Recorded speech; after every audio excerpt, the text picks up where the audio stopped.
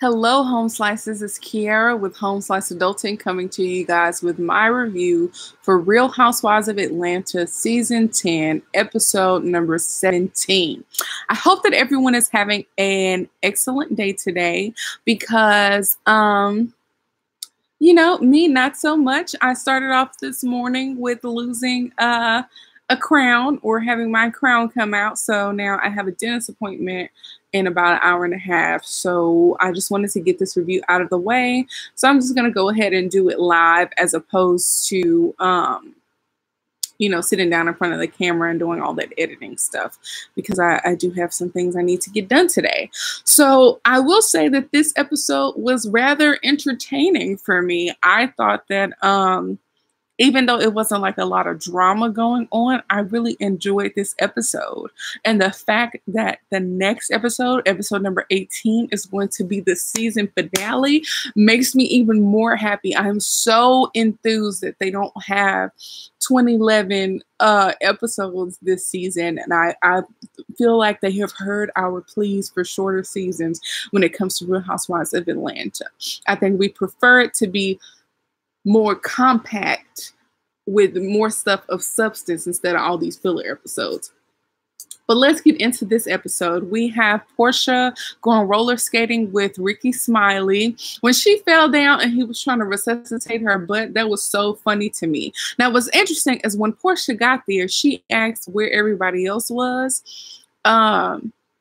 And he said he likes to get there early. I was under the impression that this would be something where like other people came and they would hang out all together. But was this a date? I feel like they may have a little bit more chemistry than we gave them credit for initially. But we'll see. Maybe she's just doing this for a storyline and she's not really feeling Ricky, which is 100% possible. Next, we see Cynthia. And then Kenya walks into Cynthia Bailey's modeling agency. And, we ain't seen Kenya in a month of Sundays. And Kenya is just ready to have a kid. Word on the street is she is currently pregnant. I don't know if that has been confirmed yet. I may never know. Because I don't necessarily care for Kenya, but in this instance, I realized that I kind of miss Kenya's version of shade, and you all will know what I'm talking about a little bit later. But she's adjusting to her married life, and the issue of Nene comes up regarding, having to leave the tour, the escape tour. And Cynthia mentions that Kim is suing Nene for defamation of character. And Kenya was like, after the way Kim has talked about everybody, we should get a class action suit against her. And so Kenya said, you can take the family out of the trailer park, but you can't take the trailer park out of the trailer. I thought that was very funny. And that's what I'm talking about me missing Kenya's type of, brand of shade on the show.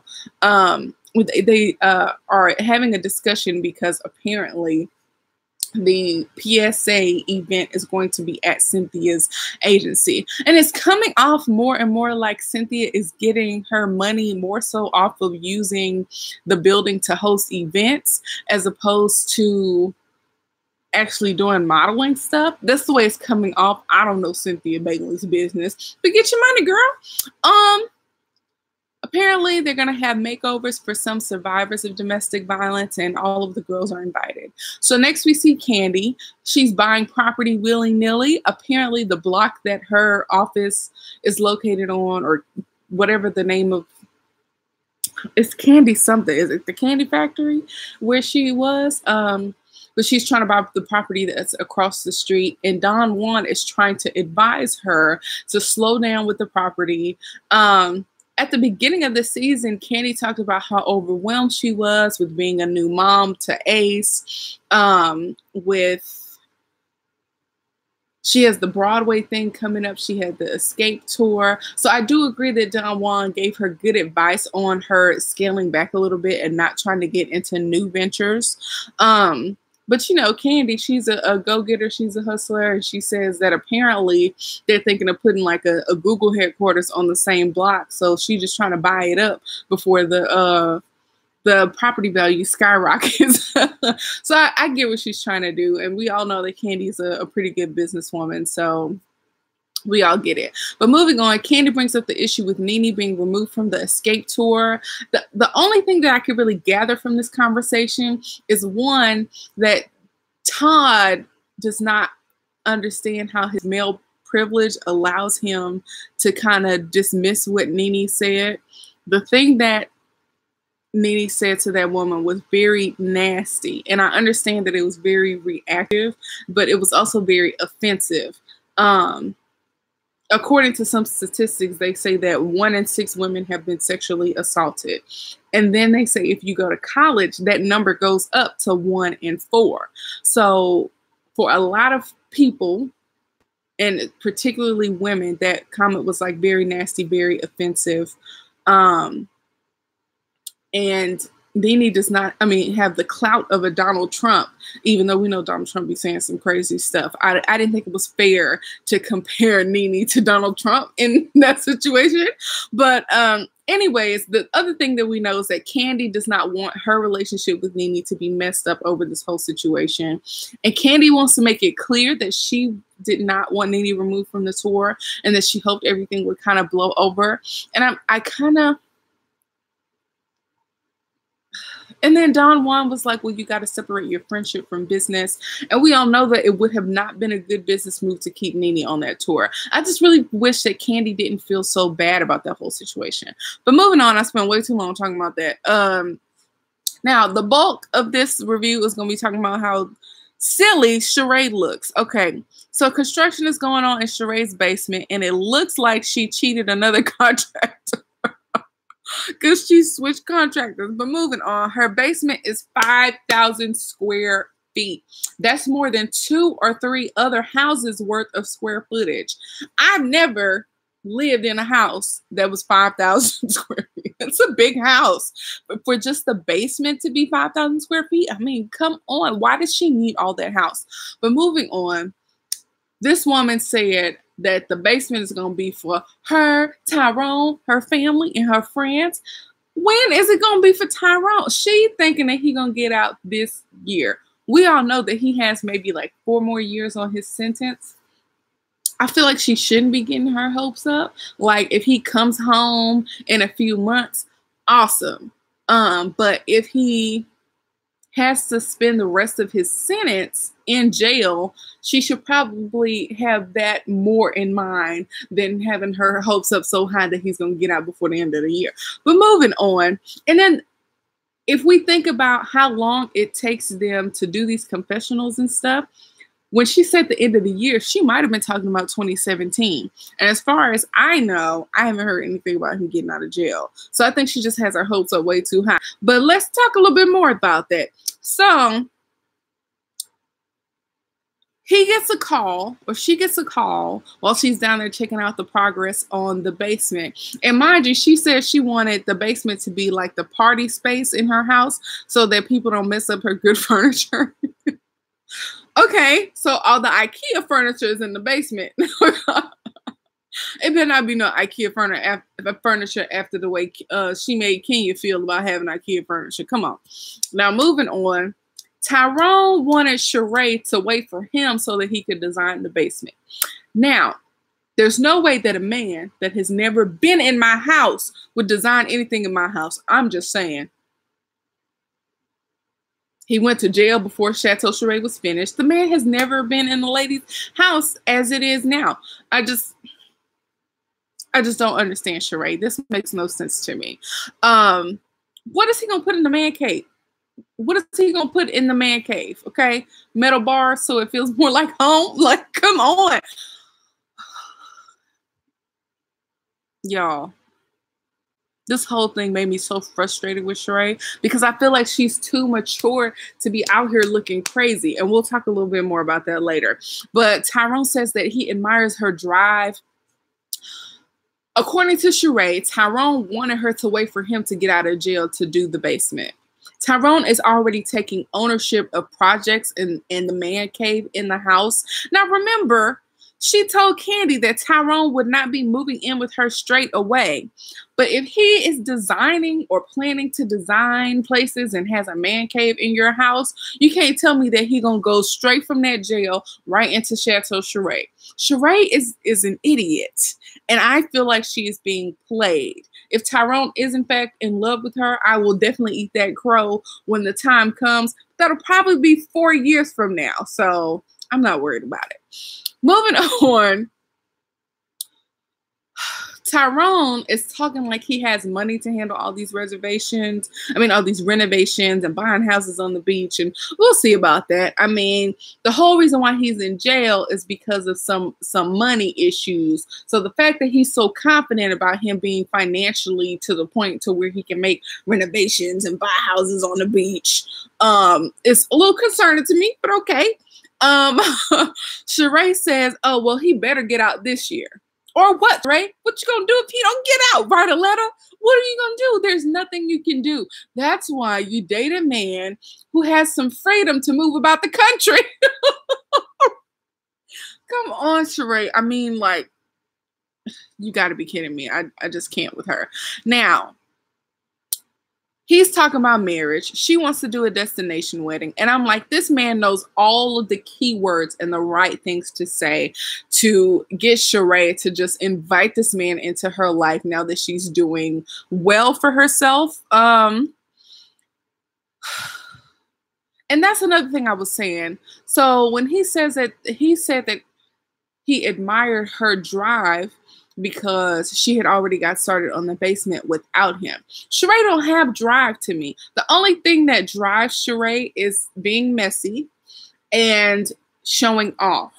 And because renovating this basement means that she can show off to her friends and family and to Tyrone, that's why she's so driven to get this place done and have it done right. But moving on, as far as we knew at this point, Sheree hadn't told her children about him, but now he's talking about marriage. It's not right. Okay. And then next we see Sheree with her daughter, Callie.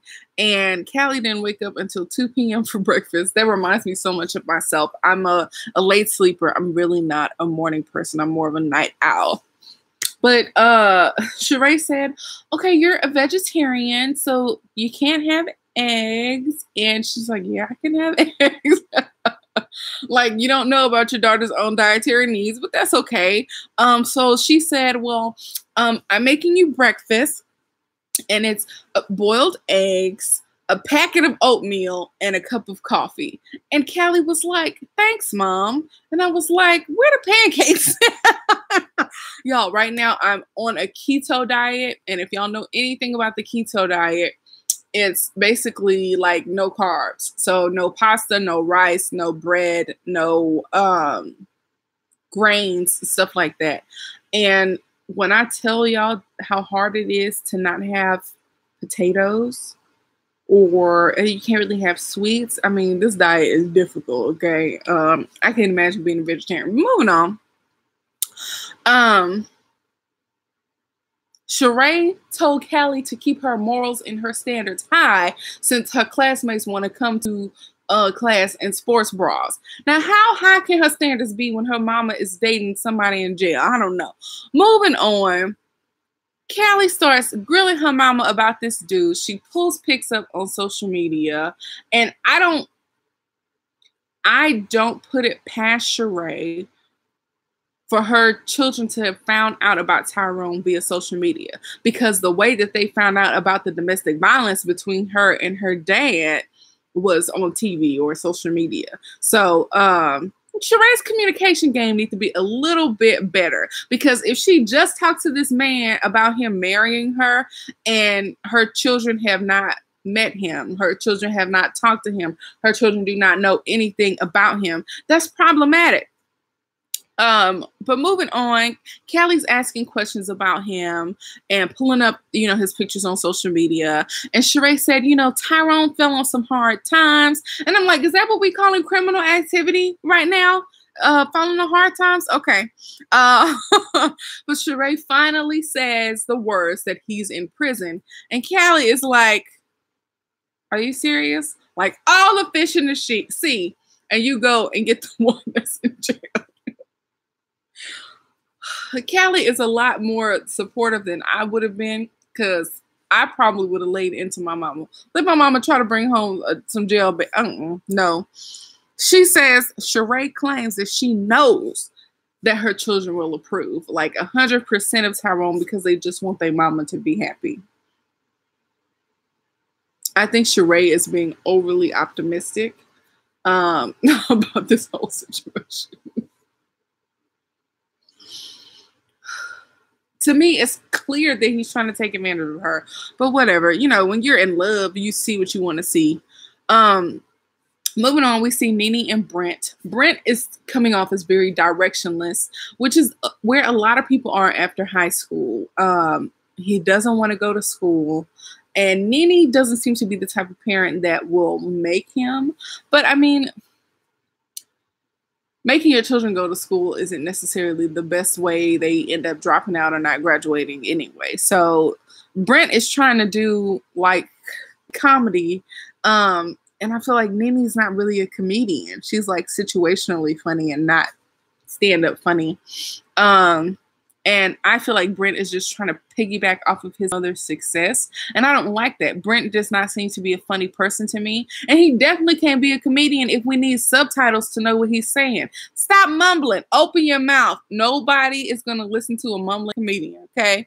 Now, we see Cynthia. She's having a little lunch with Noelle because Noelle is doing an internship with a dentist. Y'all, I just realized that did they put this segment with Brent and Nene versus Cynthia and Noelle to juxtapose the two? Because if you think about it, Noelle and Brent are only a year apart, and Noelle was going to take a year off, but then decided that she wanted to do a dental internship to see if that's what she wanted to do with her life. And she seems to be enjoying it. So the fact that Noelle seems to have a little bit more direction than Brent and is actually doing an internship, she's doing like normal young adult stuff, as opposed to Brent, who just seems to be like, right now he's just living off the fat of, you know, his mother's, you know, work and whatnot. I don't know if they did that on purpose. They tend to not involve the children in that kind of way. But I'm just now realizing how opposite Noelle and Brent kind of are. Next, we see Kenya. She is at like a hair salon with 10 survivors of domestic violence that are getting their makeovers. She gives them dresses that some of the ladies have donated. And one lady tells her story about being molested by a neighbor and getting pregnant at 15. Y'all, some of these stories are just so heartbreaking, and my heart goes out to these people. And I just want there to be like a million Iyanlas that can go around fixing people's lives, okay? The fact that there's only one Iyanla is just, that's a problem in the world. Where are the other Iyanlas that can help people fix their lives? More people need to be, you know, in therapy and those type of things. But moving on, I think it's a very awesome and wonderful gesture that Kenya is extending to these ladies, giving them makeovers and whatnot. And lastly, we'll talk about the PSA release party. Shamia and Kenya are back on good terms after the incident in Houston happened.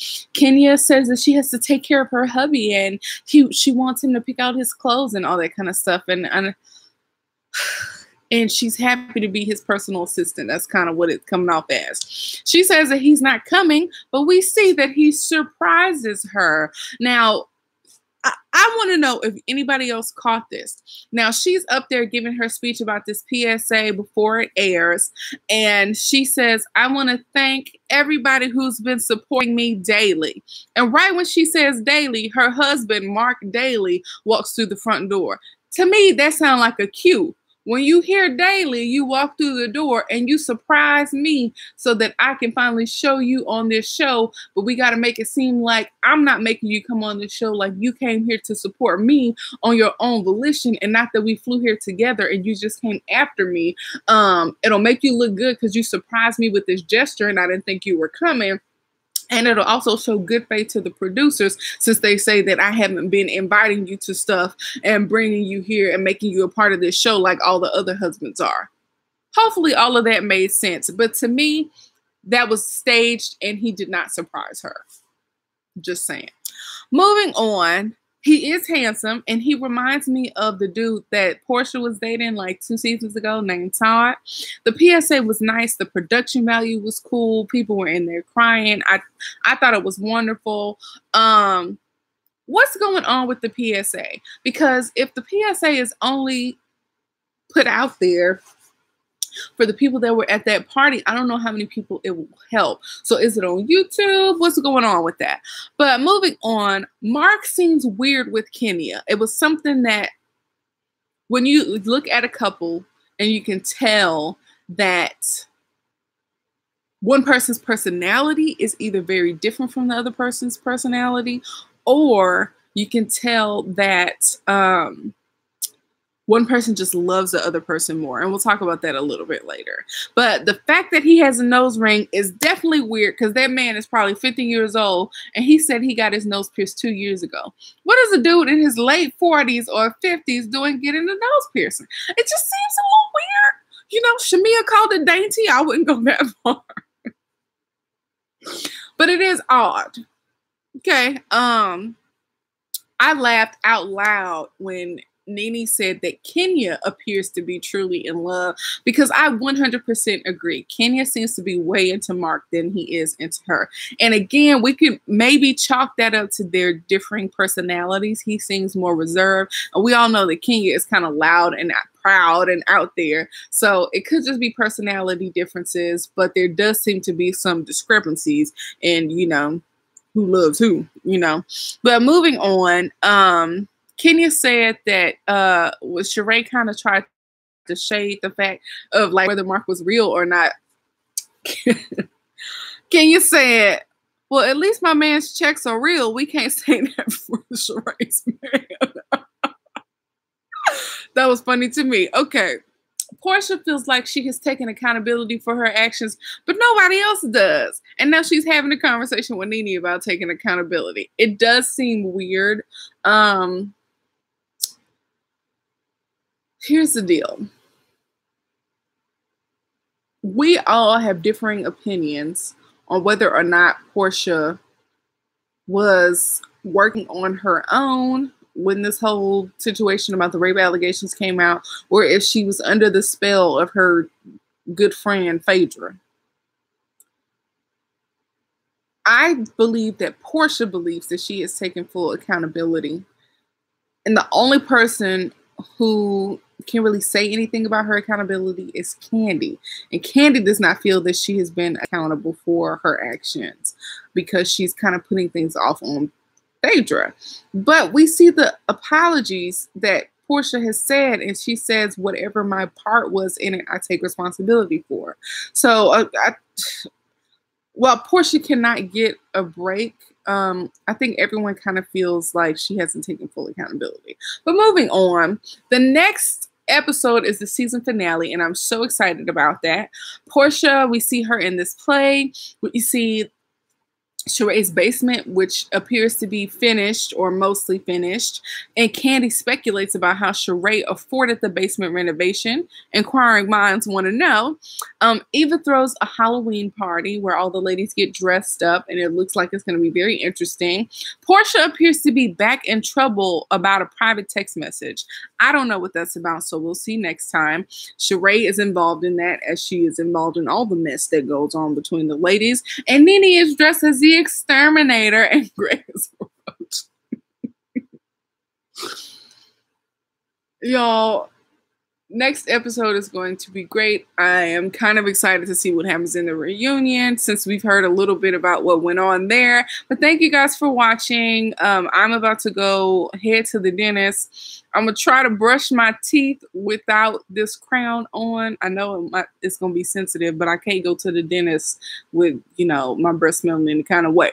But thank you guys for watching. Peace out, home slices. Don't forget to like, comment, and subscribe.